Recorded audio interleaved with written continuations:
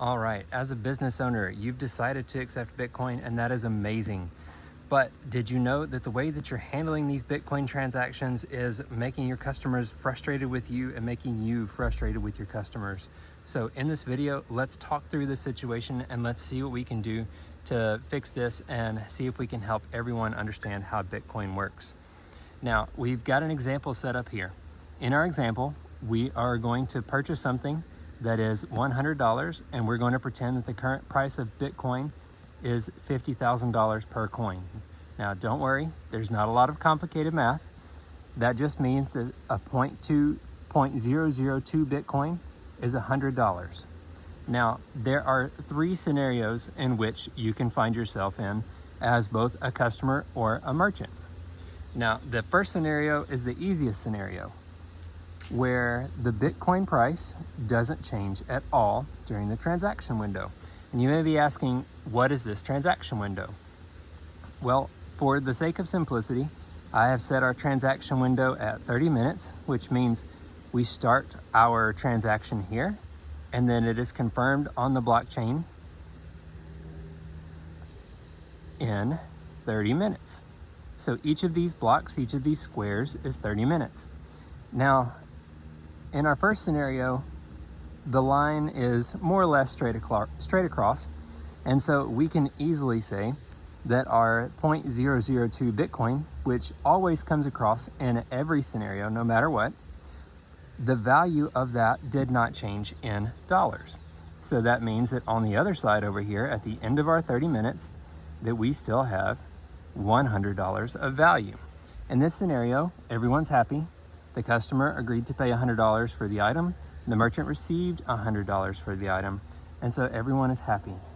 Now, in the second scenario, let's say that when we started this transaction, the price of Bitcoin just started skyrocketing up. Now, that is great for the merchant in this scenario. So they still, again, the customer still, again, sent 0.002 Bitcoin, and the merchant received, again, 0.002 Bitcoin. However, the value this time has increased. Now, the value is no longer $100 for that Bitcoin, for that 0.002 Bitcoin. The value would now be $110, because we're going to say that this increase was up by 10%. Now, this last scenario, we are again going to send 0.002 Bitcoin. The value of that Bitcoin is still $100 when we start our transaction. But in this scenario, we're going to say that the price of the Bitcoin went down by 10%. So we're going to say that this went down by 10%, which means that the value over here, we still received 0.002 Bitcoin as a merchant, but now the value of that Bitcoin is only $90. Now, there are a few ways that we can handle this. If you understand that the price of Bitcoin changes, then this should make sense, and this should just be part of everyday normal business. However, if you're in this scenario here, where the price of the Bitcoin went down, don't chase your customers down the street and say, hey, you only paid me $90. Like that is not only terrible business, it is going to make your customers not want to ever come back, and it is not great for long-term business.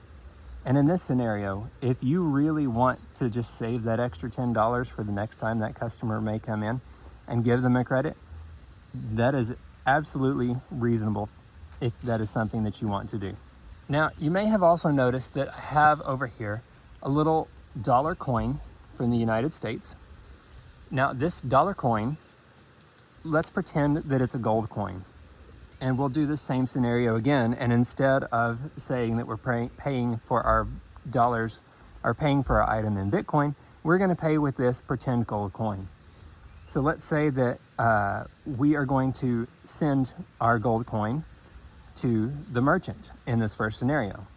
Well, because the value stayed the same, and we'll say that this block time here is the time that it would take him to take our gold coin over to the coin store next door, and then get the cash out for the same gold coin.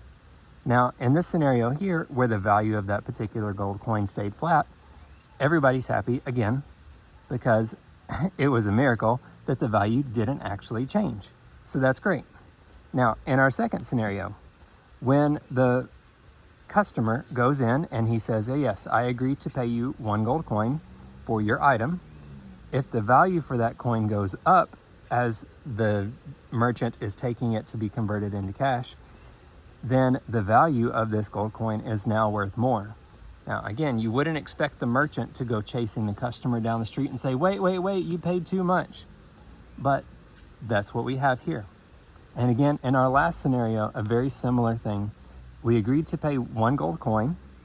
And again, we paid 1 gold coin. So in all the scenarios, the same amount that we started with ended up over here. The only difference was the value due to a given transitory time. Now, what does that mean? That means that we are valuing something such as gold or Bitcoin against the US dollar.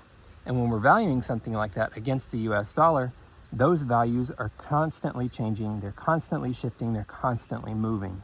And because of that, there is always a volatility whenever you're pricing something against the US dollar, or any other dollar for that matter. We could say that this is, we want to price this thing against, the Canadian maple leaf. Like, I don't know, whatever kind of made up money that you want to say that we are valuing something against. Anytime you're converting from one type of money, such as gold into dollars, you're converting something from one thing into another. Now, there's an energy cost to that. There's time that it takes for those things to happen. And because of that, you almost never actually end up with exactly what you started with. Now, this can be a big issue for businesses that don't actually understand Bitcoin. Because again, if you're in this scenario here where the value went down, if you've got a merchant chasing you down the road saying, hey, come back, you didn't pay a fair price. Like, first off, that's not great business. Please don't do that. And since you're here, you're learning, and hopefully that's not you. And at the same time, we also want to realize that there is that cost, and there is this issue with on-chain Bitcoin. So how can we fix that? Let's look at a way that we can easily fix this issue. So here we have another example, and as you can see, this is our Lightning example. Now, in our Lightning example, we're still going to pay the same $100, and it will still have the same current value of BTC at $50,000 per coin.